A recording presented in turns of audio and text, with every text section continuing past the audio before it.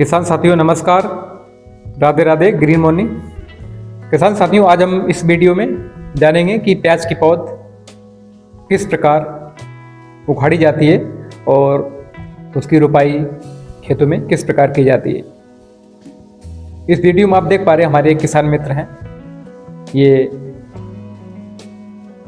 प्याज की जो पौध तैयार हो गई है उसको खुरपी के माध्यम से उखाड़ रहे हैं। इसका उखाड़ने का प्रोसेस किसान साथियों बिल्कुल धान जैसा होता है। जैसा धान को हम पानी में उखाड़ते हैं और सूखे में भी उखाड़ते हैं, वैसे ही प्रोसेस प्याज का भी होता है। जब प्याज की पौध 40 दिन की हो जाती है तो तैयार होकर रेडी हो जाती है उखाड़ने के लिए। तो इसमें एक हफ्ते पहले हमें पानी से सिंचाई कर देनी होती है, जिससे मिट्टी थोड़ी नम हो जाए। और जैसे मिट्टी की नमी हल्की रह जाती है, यानी कि जब हम पानी लगाते हैं और मिट्टी की में नमी 15 से 20% रहती है, तभी हम इसकी खुरपी के माध्यम से पौध को निकालना आरंभ कर देते हैं। आप देख पा रहे हैं बहुत ही आसानी से दोनों लोग पौध को निकाल पा रहे हैं।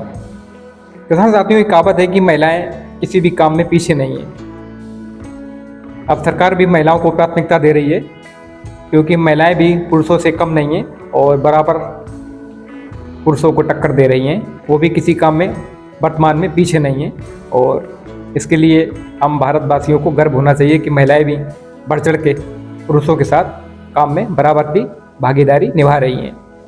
तो किसान साथियों, आप देख पा रहे हैं पौध को, जब पौध प्याज की ज़्यादा लंबी हो जाती है तो हमें उसके ऊपर से कटिंग कर देनी चाहिए। इसकी ट्रांसप्लांटिंग करने में हमें बहुत ही आसानी होती है और पौधे को खड़ा होने में ज़्यादा समय नहीं लगता है और पौधा ग्रोथ जल्दी शुरू कर देता है। इसके लिए हमें क्या करना होता है किसान साथियों, जब प्याज की पौध की हम रोपाई करते हैं तो उसकी जड़ों को हमें ट्रीटमेंट कर देना चाहिए फंगीसाइड से, या आप ट्राइकोडर्मा से कर सकते हैं, या आपके पास बैम है तो उससे कर सकते हैं, या आप ट्राइको DKC है तो उसके माध्यम से भी कर सकते हैं। जो भी आपके पास उपलब्ध हो आप उससे इसकी जड़ का उपचार कर सकते हैं। इससे इसमें फंगस जनित समस्या नहीं आएगी, क्योंकि प्याज में भी जड़ गलन की समस्या बहुत ज़्यादा देखने को मिलती है। इससे हमारे प्याज की ग्रोथ रुक जाती है और जो प्याज का कंद है वो अच्छी तरीके से नहीं बन पाता है।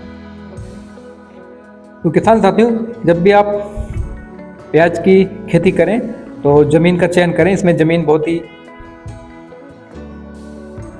बलुई मिट्टी भी नहीं होनी चाहिए, दोमट मिट्टी भी नहीं होनी चाहिए, मिक्स होना चाहिए।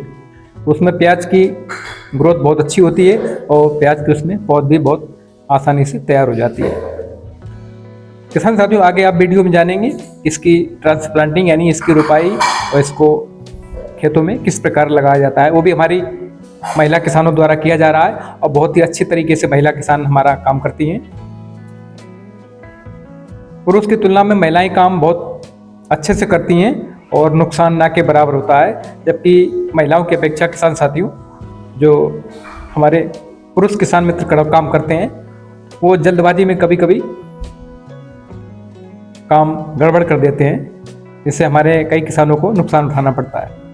अब देख पा रहे हैं हमारे किसान मित्र बहुत ही लगातार मेहनत कर रहे हैं, पौध को निकालने का काम कर रहे हैं और साथ में मिट्टी को भी हटा रहे हैं और इसकी कटिंग भी करते जा रहे हैं। मतलब हमारे ये किसान मित्र बहुत ही मेहनती हैं और लगातार तीनों काम एक साथ खुद कर रहे हैं। और जो हमारी महिला किसान मित्र हैं वो आप देख पा रहे हैं बड़ी तेज़ी से और आसानी से और सही ढंग से पौधे की रोपाई कर रही हैं। रोपाई करने का आप तरीका बिल्कुल देख सकते हैं। हमारे पुरुष किसान मित्र जो हैं वो इनको तसले में लाके पौध की सप्लाई कर रहे हैं, वहाँ से लाके।